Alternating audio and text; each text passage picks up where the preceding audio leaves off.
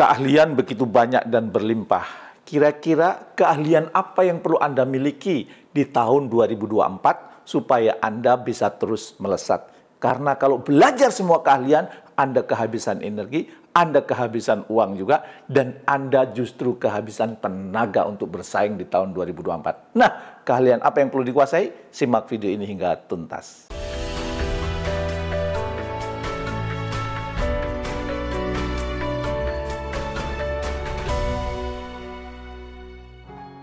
Assalamualaikum warahmatullahi wabarakatuh. Bertemu kembali dengan saya di acara Jamil Azaini Live Inspiration.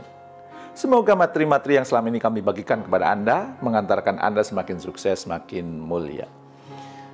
Nah, kali ini saya akan membahas tentang pertanyaan seseorang kepada saya. Pak Jamil, kira-kira apa keahlian yang perlu kami kuasai di tahun 2024? Ya, dan saya tahu Pak Jamil punya filosofi the power of three, ya, 3 hal utama, ya. Kalau menyampaikan sesuatu selalu poinnya 3 poin. Saya juga ingin tahu apa 3 hal yang perlu saya kuasai di tahun 2024. Nah, berdasarkan pengalaman saya, ya, dan ini tentu belum berkaitan dengan riset, semata-mata pengalaman, ya, dan juga dari jurnal-jurnal yang saya pelajari, saya baca, ya, tentang 2024. Kira-kira keahlian apa yang perlu Anda kuasai?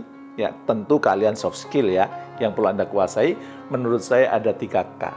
Ya, yang pertama Pak, kreativitas. Kenapa kok kreativitas itu penting?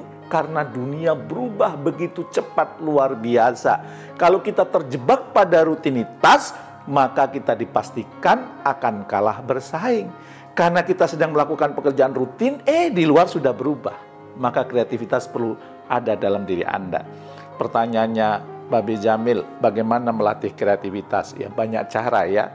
Tapi ada hal sederhana yang perlu saya bagikan pada kesempatan kali ini, bahwa melatih kreativitas itu bisa dimulai dari yang sederhana. Dengan membuat apa? Anda cukup menggunakan pendekatan 4D, misalnya apa? Apa kira-kira?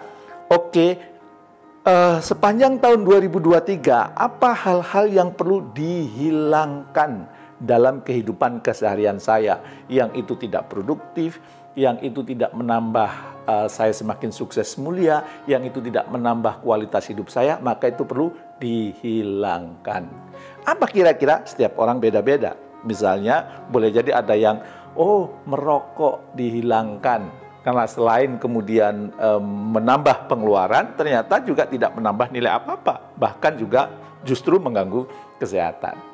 Pak, ini susah Pak, dihilangkan Pak, karena ini kebiasaan sejak kecil Pak. Maka di yang kedua, apa? Coba Anda renungkan kira-kira apa hal yang perlu dikurangi. Yang itu tidak berkontribusi terhadap peningkatan kualitas hidup Anda. Yang itu tidak memberikan dampak kepada peningkatan hidup Anda yang semakin sukses, semakin mulia, maka itu perlu dikurangi. Misalnya boleh jadi nonton YouTube, nonton TV, nonton hal-hal yang tidak memberikan manfaat yang besar, ya, scroll sosial media dan sebagainya. Mungkin perlu dikurangi.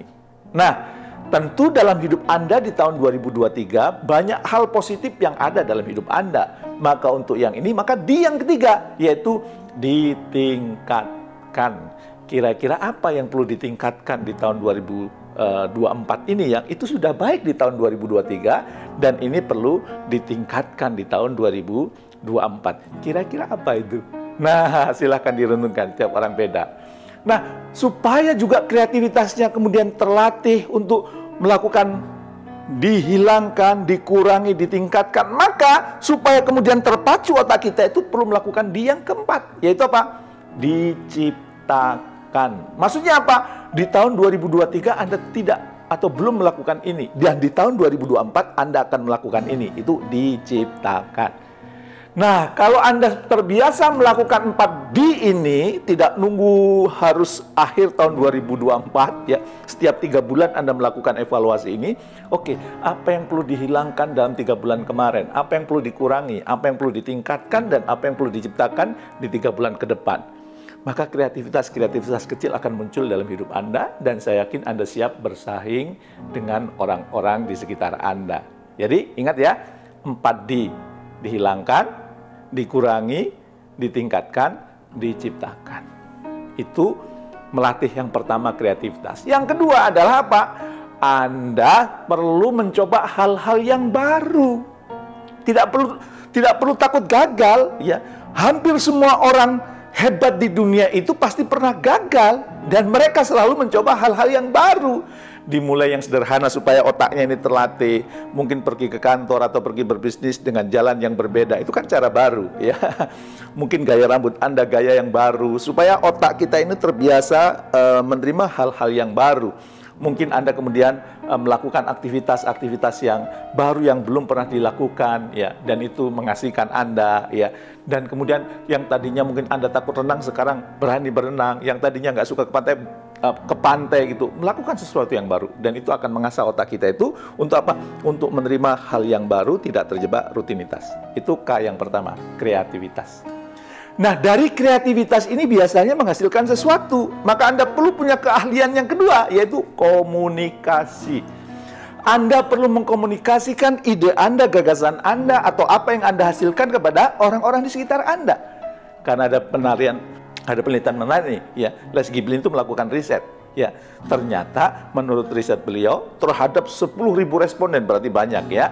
Ternyata 15% orang sukses itu ditentukan oleh keterampilan, keahlian, hard skill, dan 85% itu ditentukan oleh kemampuannya untuk apa? Menjalin interaksi, menjalin komunikasi dengan orang-orang di sekitar Anda. Mungkin Anda pernah reuni SMA atau SMP gitu, ya. Dulu waktu SMA, SMP ada yang nilainya bagus banget, pinter banget, tapi dia tidak pandai bergaul, ya. Di masa tua ternyata kalah dengan orang yang nilainya biasa saja, tapi pandai bergaul, pandai berkomunikasi dengan kanan kiri. Maka saran saya, ayo Anda kemudian melatih kemampuan komunikasi Anda. Bagaimana caranya melatih komunikasi, Pak? Gampang. Melatih komunikasi yang paling esensial adalah apa? Anda perlu latihan mendengar justru. Bukan banyak bicara, tapi banyak mendengar. Dan kalau sudah mendengar, apa? Ditindaklanjuti yang kedua. Biasakan Anda ngobrol dengan hal-hal yang Anda kuasai. Kalau ada sesuatu yang tidak Anda kuasai, menengok, diam. Ya. Jangan ikut-ikutan, nanti kelihatan BO-DO-nya gitu, ya. Jadi unsur komunikasi itu adalah, ya, Anda punya kemampuan mendengar, dan ketika menyampaikan sesuatu, mengutarakan sesuatu adalah mengutarakan hal-hal yang Anda kuasai. Oke, sudah 2K, ya, kreativitas, komunikasi, dan dunia sekarang berubah luar biasa, tidak semua ilmu bisa kita kuasai. Maka kita melakukan K yang 3, kolaborasi. Maksudnya kolaborasi itu apa? Untuk hal-hal yang tidak kita kuasai, kita kerjasama dengan orang-orang yang ahli, ya, atau keahlian kita dikontribusikan kepada pihak lain yang orang itu tidak ahli. Itu kolaborasi, ya. Jadi kita menggandeng orang-orang yang ahli di bagian yang kita tidak ahli, ya, atau kita menggandeng orang yang kemudian memerlukan keahlian kita, dan kita juga memerlukan keahlian dari mereka. Dan kunci dari kolaborasi ini apa? Kunci yang utama dari kolaborasi adalah Anda punya persepsi the best contribution. Begitu Anda bekerja sama, begitu Anda kolaborasi dengan orang lain, maka yang Anda pikirkan adalah apa kontribusi terbaik yang saya berikan kepada pihak sahabat saya ini atau orang yang saya ajak kolaborasi. Insya Allah kalau Anda menguasai 3K ini, kreativitas, komunikasi, dan kemudian Anda mahir berkolaborasi di tahun 2024, maka nanti di akhir tahun 2024 saya akan mendengar kabar bahwa Anda lebih sukses, lebih mulia dibandingkan awal tahun 2024 ini. Ayo, tingkatkan kemampuan kreativitas Anda, komunikasi Anda, dan kemampuan kolaborasi Anda dengan orang-orang di sekitar Anda. Siap? Semoga bermanfaat. Terima kasih. Assalamualaikum warahmatullahi wabarakatuh.